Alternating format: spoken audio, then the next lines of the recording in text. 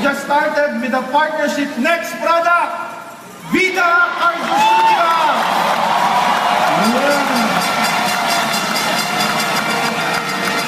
A lot of people are saying, Doc, may kape ka na. Meron ka pang may choco. Pero wala kang refreshing na healthy drink. The good thing with this product, pwedeng bottomless. Why? Because it's refreshing and it's also healthy at the same time. Ang kape, mahirap i-bottomless. Ang may choco, mahirap i-bottomless. Pero ang isang healthy beverage, pwedeng i-bottomless umaga, tanghali, gabi, merienda, bago matulog sa umaga. Pwede mong inumin. At very, very healthy siya. Ano ba ang Vida? Ano ba ang Vida? Let's show them. Ano ba ang Vida? Number one, it's a heart-friendly product. Kulay na kulay po lang, pula. Sabi nga ng testimonies kanina, ang AIM Global, ang company may puso. Naniniwala ba kayo ron? Ito na ang beverage na talagang may puso kasi pampuso talaga siya. It is considered as, next slide please, the world's first cardiaceutical drink with human clinical studies.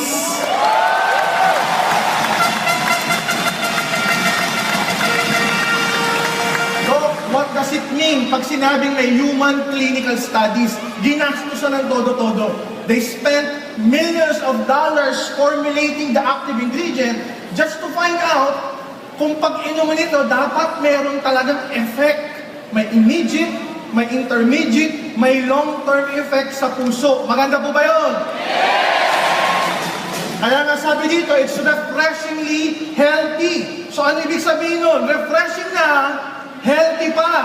Healthy na, refreshing pa. Kaya pag sinabing refreshing na, ano sasagot nyo? Healthy na, refreshing na. So every day you can enjoy Vida.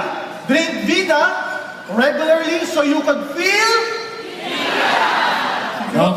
Pangalang pa lang, Vida na. Para pakiramdam mo, Vida. The active component or the active ingredient is called Lycovera Nutrablend. It is a very powerful combination of two of the most proven active ingredients. It is called Resvida and Redivivo.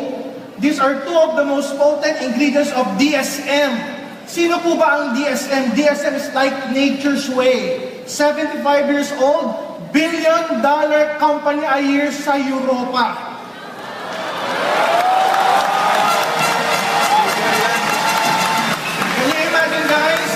Nature's Way, a billion-dollar company a year nakipag-partner sa AIM Global. A top company in US. Now, a top company in Europe in the name of DSM, billion-dollar company a year din, nakipag-tie-up ulit sa AIM Global, supplying this wonderful ingredient called Lycovera. They have offices in Netherlands.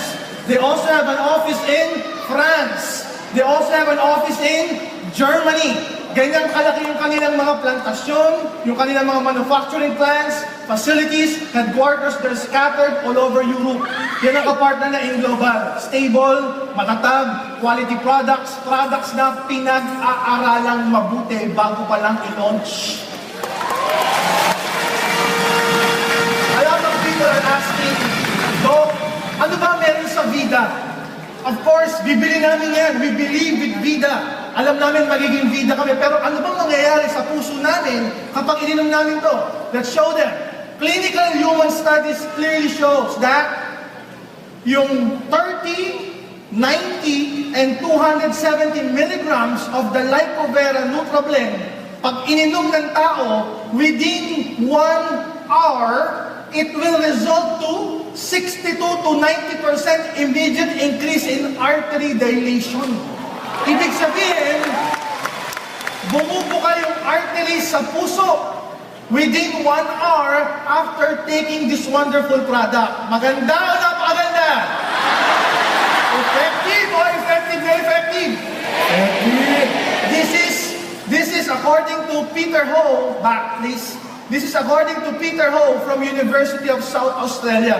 Clinical study double-blind crossover placebo trial.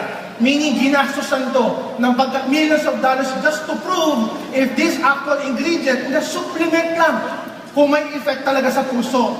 Immediately. Maganda po ba yun?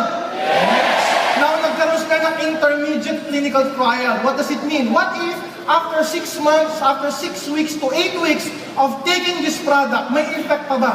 They found out, according to Dr. Iris Kunz, the senior scientist and clinical trial manager, that after taking the product for 6 to 8 weeks, nag-i-increase pa rin ng 23% ay artery dilation. Ibig sabihin, sustained yung effect. Hindi lang may immediate, may intermediate effect pa.